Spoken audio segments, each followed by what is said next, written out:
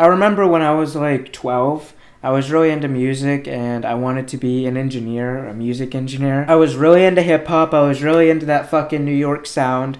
I just loved everything. I loved the drums. I just loved how it worked. I'd stay up all night trying to remake songs and just create something cool. But then 2 years after COVID, I somehow got wrapped up into this whole politics world. And now here I am. I'd actually be pretty curious to see the numbers on people who loved politics since day one, wanted to do it their entire life, versus the people who just fell into it. My guess is it's filled with people who just want power. The ones who don't do it for the Constitution and who don't fight for our country. That's like the DNC and pretty much all of Washington. As far as people who actually give a fuck about the Constitution, they tend to be more older. I'm talking about people like Pence and Asa Hutchinson. Of course, the final one is the people who just wander into politics as outsiders. People like Donald Trump and Vivek Ramaswamy. And people like them, outsiders, are probably the establishment's worst nightmare. That's why they rig everything against them. Trump, there's pretty much just an understanding that this is how it is, this is how it's gonna go. The media is gonna be way tougher on him. It's often biased and it gets unfairly pushed. And unless you're living under a rock, then you'll understand that that hate for Trump that the media has spans all the way to the top, to the point to where you're not even allowed to vote for him in certain states. A little more of a calmer version than that is Vivek Ramaswamy. The entire RNC hates him. All of mainstream media hates him, especially Sean Hannity. I think it's asinine to think somebody that worked in the defense industry should not be qualified to be president. I think people that never held public office, like you, maybe they're not qualified to be president. Anyway, we'll come back, we'll continue. And Nikki Haley hates him. Scum is like, damn. That's because he's open to say literally anything he wants. He said the Great Replacement theory is actually happening.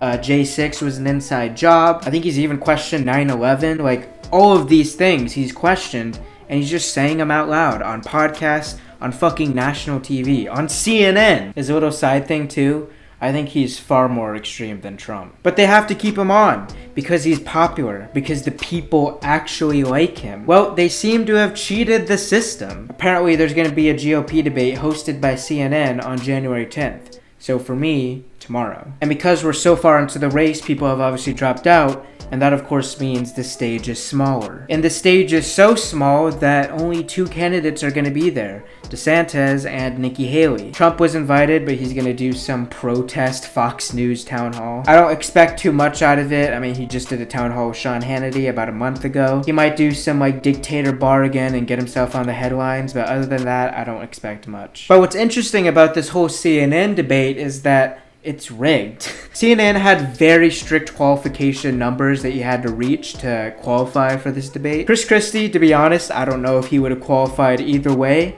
but I mean, he's not going to be there. He also dropped out hours before the debate after being caught on a hot mic talking bad about Nikki Haley. But Vivek, on the other hand, some fishy stuff went down. CNN saying Vivek didn't reach the requirements, but Vivek saying, yeah, I did. Vivek reached the requirements on a few polls, but unfortunately for him, CNN doesn't take those polls. So he said, fuck all that, I'm gonna do some town hall with Timcast. I doubt it's gonna do insane numbers to where it's gonna drag enough attention, but hey, there might be a few, quippable moments that occur. I also noticed when he tweeted about this whole matter, he sounded very much like Trump. Just the wording and how he said certain things just reminded me of Trump so much. Forget CNN's fake Iowa debate on Jan 10th. Which will be the most boring in modern history. You can't tell me he didn't take that right out of the Trump textbook. But one interesting thing that another presidential candidate noted is that CNN has rigged it in another way. Not the Vivek situation itself, but just the whole process on how they show candidates. Mariane Williamson said on Twitter,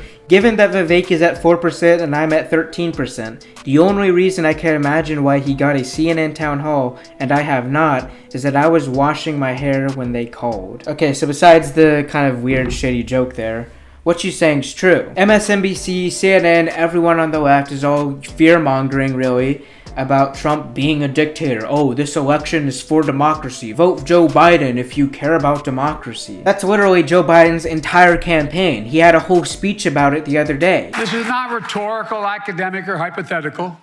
Whether democracy is still America's sacred cause is the most urgent question of our time. And it's what the 2024 election is all about. The choice is clear. Donald Trump's campaign is about him, not America, not you. Our campaign is different. For me and Kamala, our campaign is about America. It's about you. It's about every age and background that occupy this country. It's about the future we're going to continue to build together. And our campaign is about preserving and strengthening our American democracy. But then the candidates who run against him get essentially shadow banned. They don't get press, and when they do, it's mostly just hit pieces. And hey, you may say, oh, but that's just TV.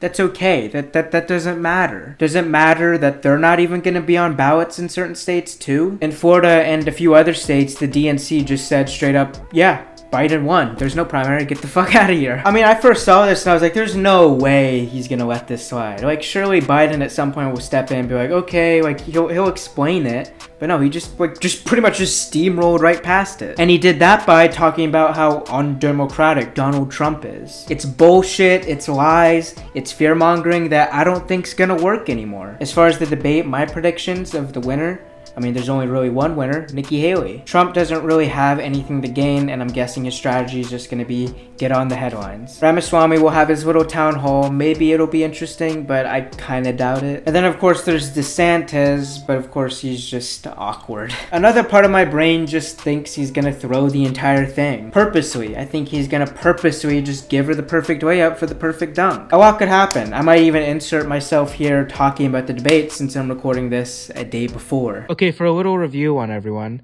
Desantis sucked. His voice was all shaky and just pathetic. Nikki Haley is running. We don't need another mealy-mouthed politician who just tells you what she thinks you want to hear just to try to get your vote, then to get in office and to do her donors' bidding. She was in another state and she said the people of Iowa's votes need to be corrected.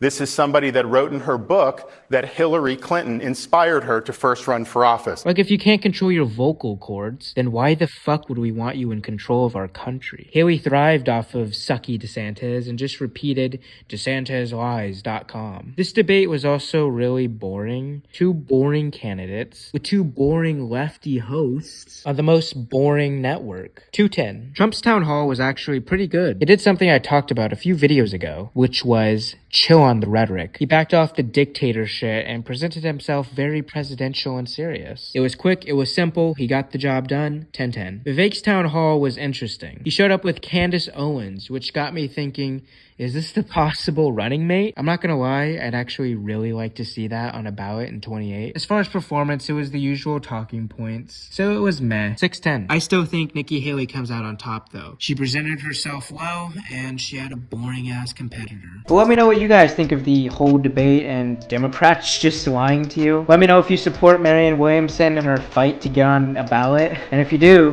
then you're a patriot.